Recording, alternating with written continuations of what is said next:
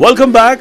आप देख रहे हैं एनएफए डिजिटल। मैं हूं आरजे पुनीत, लेकर आ गया हूं लाइव म्यूजिकल कहानियों का मंच। यह कहानी एक छोटे से गांव की है जहां लोग शांति से अपनी जिंदगी बिता रहे थे। लेकिन एक रात गांव में ऐसा कुछ हुआ जिसने सबकी नींद उड़ा दी। वो एक घने बादलों वाली रात थी जब हवा तेज चल रही थी और बत्तियां झपक रही थीं।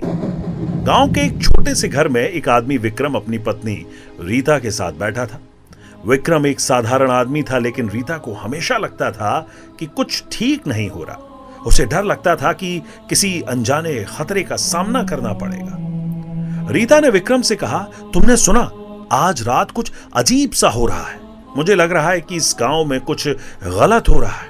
विक्रम हंसते हुए बोला, तुम बहुत डरपोक हो रीता, सब कुछ ठीक है। लेकिन तभी अचानक दरवाजे पर जोर से दस्तक हुई। विक्रम उठकर दरवाजा खोलने गया, लेकिन बाहर कोई नहीं था। उसने चारों ओर देखा, लेकिन कुछ नहीं दिखाई दिया। डरते हुए विक्रम ने दरवाजा बंद किया और रीता को बताया कि शायद ये किसी ने मजाक किया है। थोड़ी देर बाद रीता ने सुना कि किसी के पैरों की आवाज आ रही थी, जैसे कोई घर में घुसने की कोशिश कर रहा हो। वह कांपते हुए बोली, क्या तुमने सुना विक्रम? ये सब कुछ क्या है? बल्कि एक खौफनाक शख्स हो सकता है। विक्रम ने उसे सांत्वना दी और कहा, तुम चिंता मत करो, ये सिर्फ हमारी कल्पना है। लेकिन तभी अचानक घर की लाइट चली गई और चारों ओर घना अंधेरा हो गया। दोनों का दिल जो है धड़कने लगा। रीता की आंखों में डर साफ दिखाई दे रहा था और वो बोली, अब क्या होगा विक्रम? विक्रम ने देखा कि अचानक घर के अंदर एक साया दिखाई दिया जो धीरे धीरे उनके पास बढ़ रहा था। विक्रम और रीता डर के मारे हिल नहीं पाए। साया पास आकर बोला, तुम दोनों को जान से मारने के लिए आया हूं।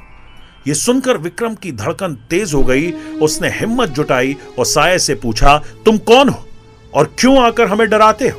साया हंसते हुए बोला, मैं वही हूं जो तुम्हारे डर को साकार करता है। मैं वह हूं जो तुम्हारे अंधेरे डर में छिपा हुआ था।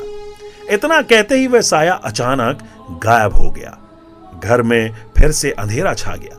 लेकिन इस बार विक्रम और रीता को एहसास हुआ कि डर कहीं बाहर नहीं बल्कि उनके अंदर ही था।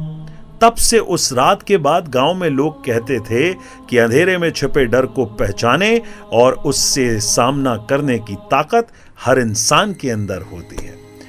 सो दोस्तों, इस कहानी से हमें यही सीख मिलती है कि हम भी अपने अंदर के डर को पहचानें और डर को बाहर निकालें। यदि आपको ये कहानी पसंद आई है सो आप हमारे चैनल को अभी सब्सक्राइब कीजिए। देखते रहिए एनएफए डिजिटल।